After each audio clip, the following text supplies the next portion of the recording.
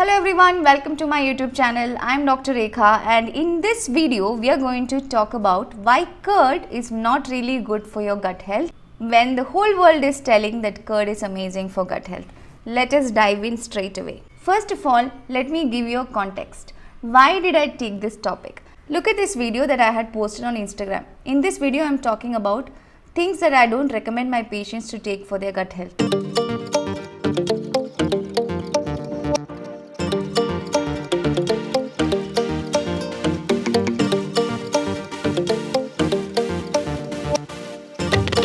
Curd is one of them. And do you want to know the responses that I got for that? 65% of people who watch my videos do not subscribe to my channel, so please subscribe to my channel because we talk about real Ayurveda. And I got a lot of comments like this. Let me read them one by one. What nonsense is this? Who asks for non-consumption of curd? No logic but misinformation. Another one. अरे जितने भी तुम लोग सब एक meeting कर लो और final बता दो कि क्या है. Okay. Yeah, and what about the gastroenterologists who are saying to only take curd for great gut health? Who are you? PG from WhatsApp University? Girly. We Brahmins never skipped curd rice all our life. My great grandma lived 110 years, blah blah blah blah blah blah blah. We all eat curd, full cream milk, ghee, nothing happened to us. Lol, check facts. Another one. Curd your yogurt is the best probiotic food for your gut. Stop fear mongering and start giving real science based tips.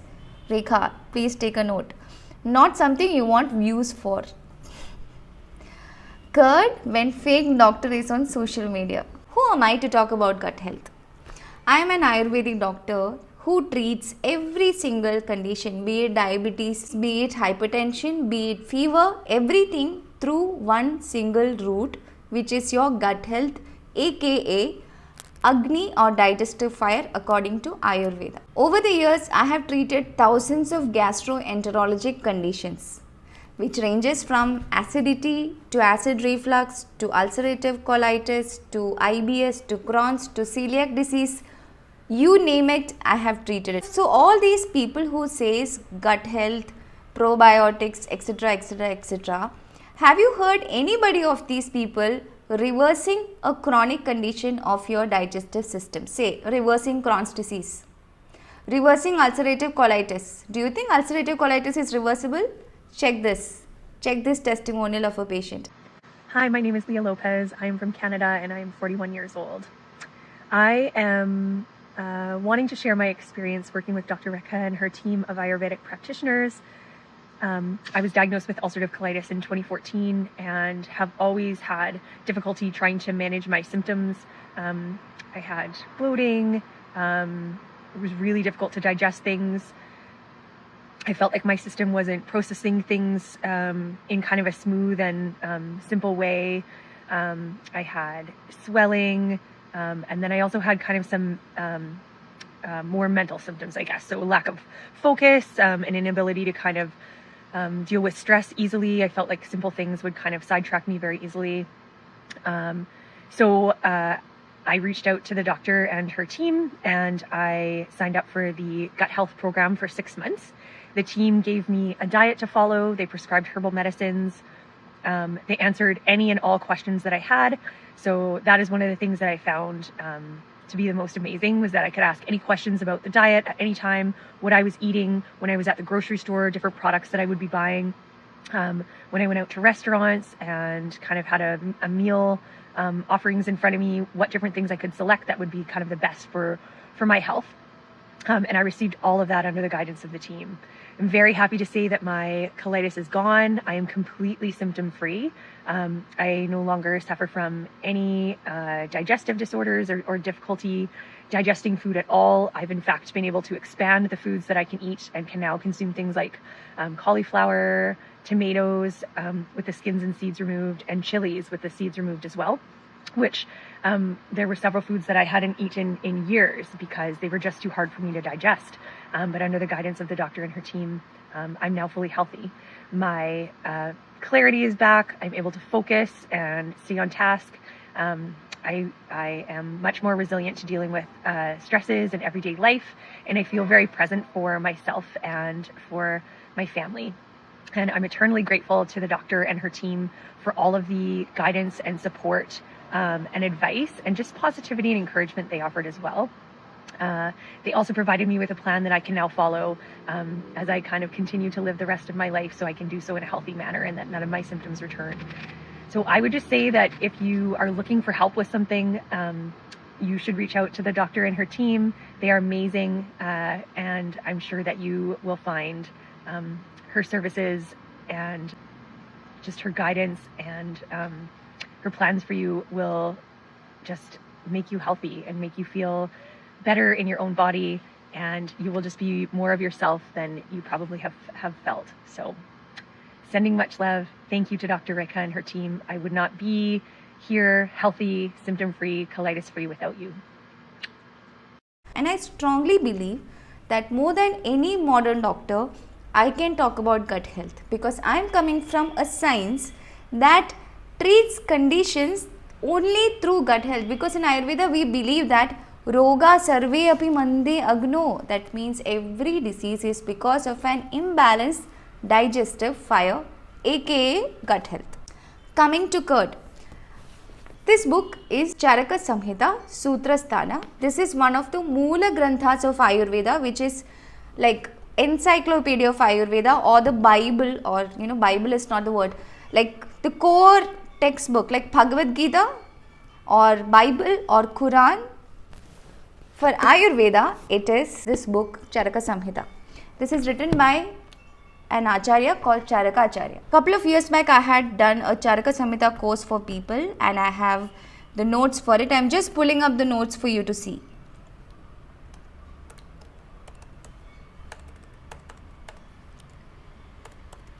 In one of the chapters of Charaka Samhita, where it talks about Ashta Ahara Vidhi Vishesha Ayatana, 8 factors determining the utility of food, there is something called Karana. Karana means processing the food. Processing leads to transformation of properties. Examples of processing: exposure to fire, wind, water, washing, churning, storing, maturing, flavoring, frying. All these are processes. Example: red rice is guru. Soaking in water makes it lakhu. That means red rice as it is heavy, but when you soak it in water and then cook it, it becomes light. Tandula or rice water is guru or heavy. When boiled and reduced, it changes to lakhu or light. In the same way, curd causes inflammation. Churning it turns into buttermilk and reduces inflammation. Just see, curd causes inflammation. Churning it and turning it into buttermilk reduces inflammation. This is from Charaka Samhita chapter number 5, Sutrasthana. Charaka Samhita has many different volumes. Out of this, the most important volume is Sutrasthana, which has the essence of all the volumes. Now let us go to reference number 2. When curd is taken as it is, that is when you have the problem. Curd can always be processed or added with something to make it easy to digest. One such example that Ayurveda says is rasala. Rasala is curd churned and added with pepper powder and sugar. Sugar here means mishri or rock sugar. It increases body weight, aphrodisiac, improves your sexual strength. Unctuous, that means it can build fat in the body, improves strength of the body and improves taste. So curd, if it is churned properly with pepper and sugar, which is rock sugar, it is good for your body. It is something that you can consume. In Charaka Samhita, we have a chapter that talks only about food, and this is a part of that chapter. If you go to Charaka Samhita Sutrasthana chapter 27, Annapana Vithi, there is this reference about nature of food. Based on nature, how a food behaves inside the body. For example, kshara or alkali. Too much of alkaline foods, it can lead to pachana or burning sensation in the body, in the eyes, etc. Ghee gives sneha or oiliness to the body. Milk is jivana, that means it is ojas building food. It improves vitality of our body. Meat soup has this property called prenana, which means it gives joy to the mind. Most sour foods except pomegranate and amla are pitta increasing. Like that, it is said that curd causes inflammation. Now let's move on to the next one. Now this is the most detailed version. This is mentioned in Toya Varga, liquid foods in Charaka Samhita. Curd. Amlapaka rasam grahi, guru ushnam diti vadajit, meda shukla bala sleshma, pitta rakta agni shobhakrit. That means it has a sour taste. It has a post-digestive sour taste. That means once it goes inside the body, it has a sour taste. Sour taste increases pitta. Heavy to digest. It is constipating. It is hot. Reduces vata. Increases the fat in the body. Increases semen production in the body. Increases kapha in the body. Helps improve the strength of the body. Useful in conditions like edema, bleeding gums and anorexia. Now how to use curd according to Charaka Samhita. Curd should not be eaten at nights. When I was small, my grandmother used to say that if you eat curd in the night, you will not have Sri Devi, you will have Moodevi. That means you will not have all this auspiciousness and good things, you will have all those negativity and lack of charm and all of that. Curd should not be made hot, you cannot heat curd. Curd should not be taken along with green gram soup. Curd should only be used mixed with honey, ghee, sugar, which is rock sugar, or amla. It should not be taken daily. If used daily, please listen to this.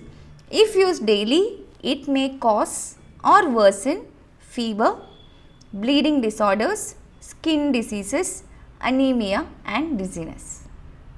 Let's go to another reference of curd. The solid substance obtained by heating curd is your paneer or cottage cheese. Cottage cheese is strengthening, it increases semen, increases sleep and kapha, causes constipation, heavy to digest, aggravates the doshas. So in my programs, people who are in gut health program, Agni Awakening program, I tell people not to overdo on things like paneer, but instead have it sparingly. It is not an everyday food at all. This is interesting. If I didn't post that post, if I didn't know there was so much of fuss about curd, I would never have talked about it. But you guys made me talk about it, so I am here talking about it in detail so that we are not leaving any stone unturned.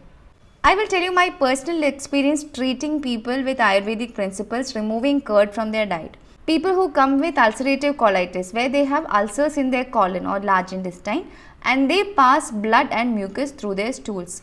When I just stop giving them curd, I can see remarkable differences, though their modern doctors would have advised probiotic drink, which is curd, which is actually opposite. Curd is heating and pitta increasing. Most of the conditions which causes inflammation of your gut is pitta related foods, and that includes curd. Curd is super inflammatory. So reduce the consumption of curd. Now Ayurveda also says something called Oga Satmya. Oga Satmya means favorable by habit. You have been eating something which is actually not favorable. However, you have been eating that since childhood or a very long time. Such kind of foods develop something called Oga Satmya. That means it becomes favorable by habit. For example, people from Tamil Nadu, they have this curd rice since the childhood. For them, curd rice will never cause a problem because it is favorable by habit for them. But if somebody is all of a sudden introducing curd rice to his or her diet, which is not at all native to him, then that can cause imbalances. If you have been eating it all this while, don't worry, you can still continue as long as you don't have gastroenterologic conditions.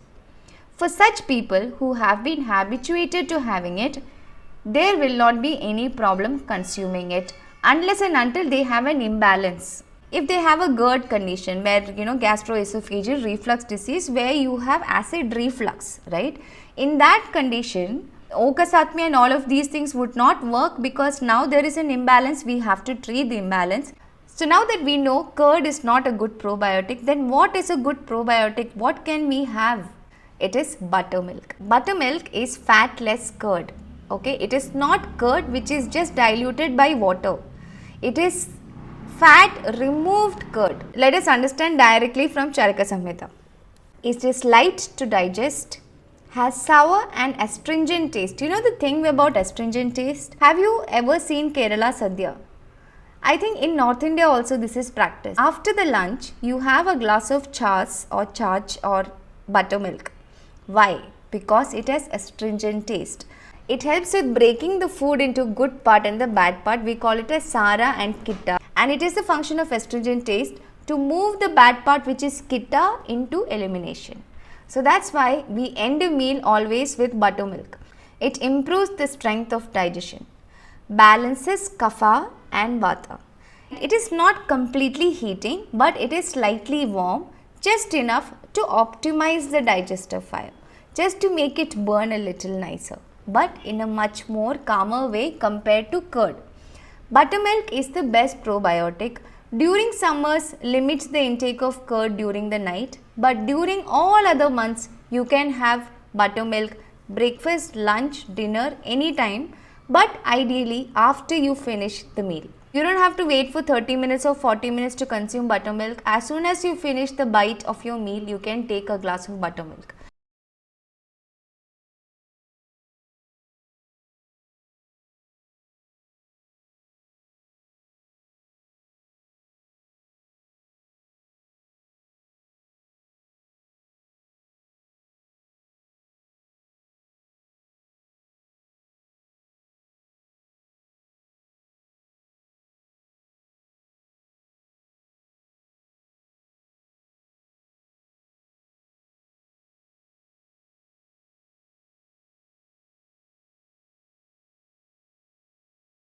Blender, add 4 times water, then churn it very well. Traditionally we used to use that churner to churn the curd. Now you can just use a blender. In a blender, just churn the curd for some time and you will see a frothy part above and clear water below. Now take another vessel and quickly within seconds transfer it to another vessel. You have to practice this.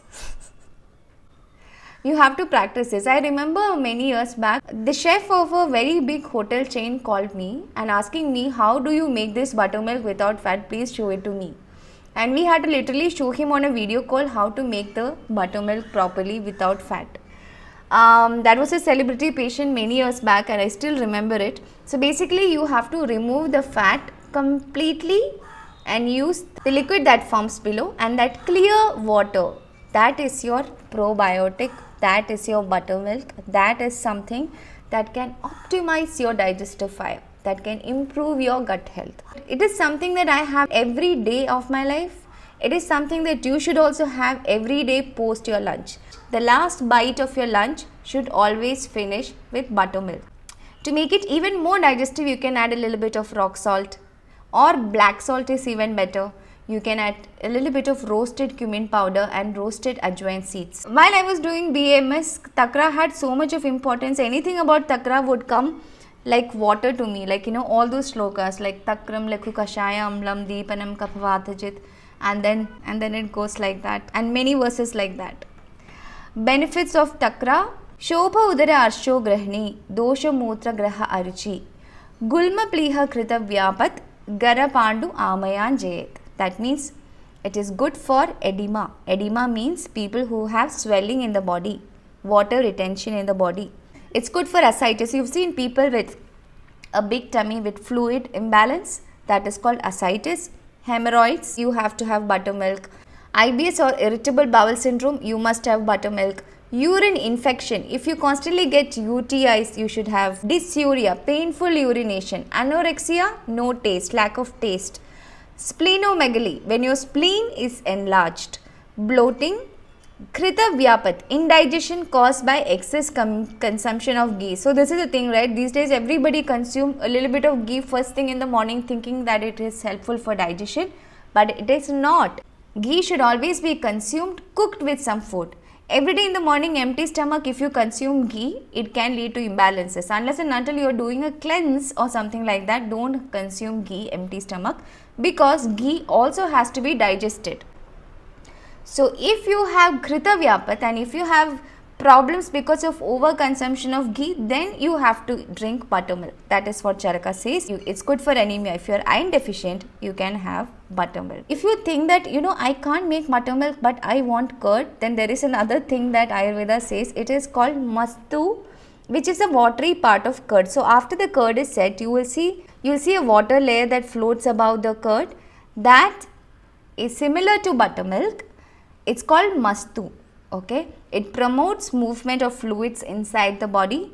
It cleanses the channels of the body. It relieves constipation and it is easy to digest. So if you are very particular, you will only have curd, then have that water that forms above the curd. Before I finish this video, I want to give you one huge tip or huge bonus tip that Ayurveda tells us. In spite of being a medical system that tells us too many rules and regulations to how you live your life, etc., Ayurveda also says one thing which is a big relief to us. If you have good digestive fire, that means you don't have any digestive issues, you don't have any diseases. If you work out every single day, you can eat anything in the world.